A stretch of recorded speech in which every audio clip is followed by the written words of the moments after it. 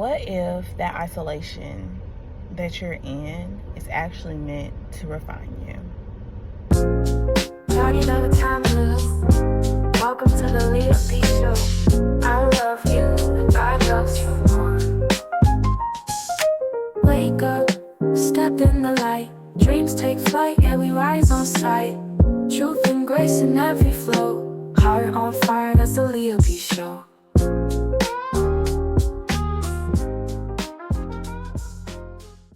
Hey you guys, welcome back to my channel. This is a part of the Leah B Show, and I'm so excited to have you.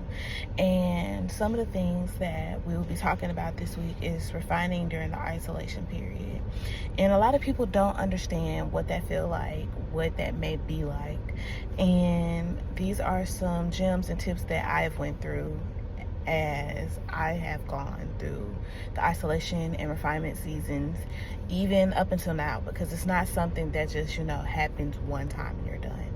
It is more so the time frames, the different level ups. It's after the breakthroughs that you have successfully been through, and the fact that you got through it, that uncomfortable limbo that you're in, because you're not used to it. You're used to the chaos. You're used to being stretched beyond repair. You are used to not knowing how to ask God or talk to God about certain things. And I want to be able to give these things to you so you're able to embody the things and keep the things so you don't self-sabotage when you are in your next season and in your new territory, because sometimes it also comes with new assignments.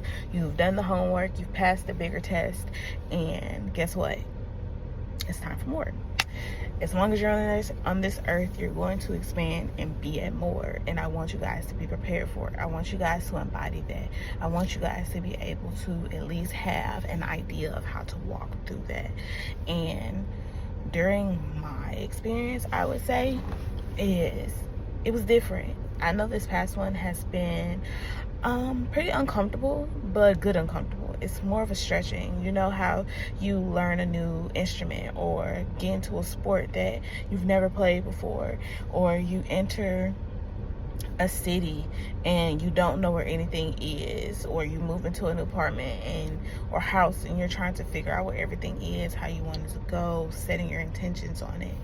And that's kind of what I can at least closely deem being that, because everybody is not there with you. Everybody is not, it's when the lights go off and the music turns down and the chatter goes out, it's just you and the Holy Spirit.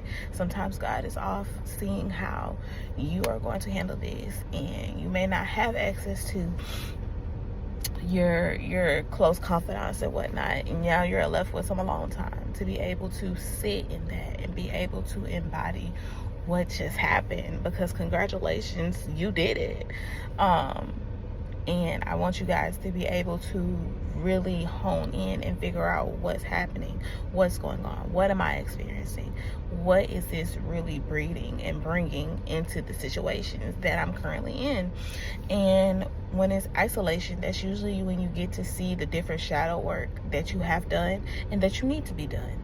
Like, for example, you may have gotten through imposter syndrome, but you're still working with the spirit of accusation. So it's like God is able to put you into training ground and preparation to be able to hold and expand and harness and anchor in faith, not just feelings, but in faith, to be able to sustain, maintain, and lead if that's something that you're called to do. And with that being said, I believe that it is meant for your greater good. And a lot of people I notice are not really good with being in silence and being comfortable with being by themselves. How are you not comfortable in expecting other people to be comfortable with you if you aren't comfortable with you? Like, I get imposter syndrome. I used to deal with it. I used to deal with high perfectionism in an unhealthy way. And now that I'm in a place where I can adapt, where I can build, where I can be it's a whole lot better, and it's a different expectation that you have to be able to do the things that God has called you to do, because sometimes we are our own worst enemy. We create our own blockages. The Satan plants and we water, and we can't do that. So I want you guys to know that even in the refining, you're going to have to let some stuff go. You're going to have to be able to let the perception go of whatever anybody else, because at the end of the day, you don't have to stay there just because they want you to stay there. They want you to feel like you have to be this person and be this whatever to fit their delusion. And guess what? You don't have to. You don't have to enable it. You don't have to defend yourself. You don't have to over explain. You don't have to prove anything. And those are some of the things that God works through in your refining season.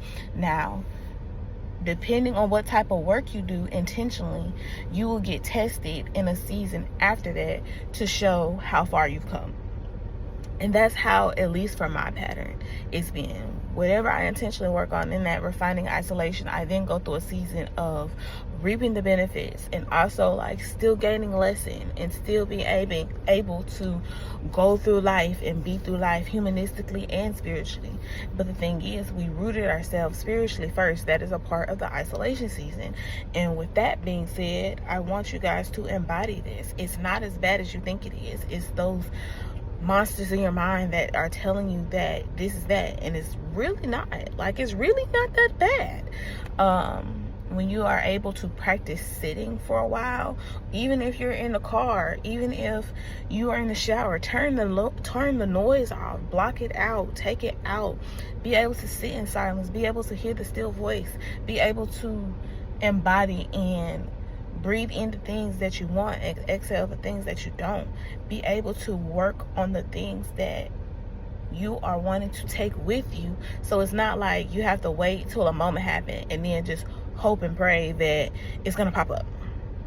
It's not how it works. So with that, I want you guys to take with you that it's really not as bad as you think it is.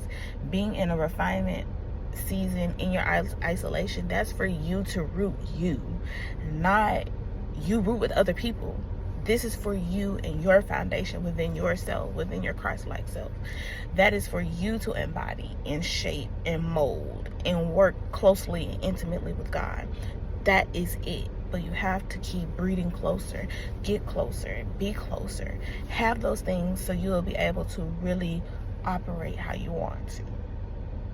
So this is part 1, and in part 2, I'll see you there. Love y'all.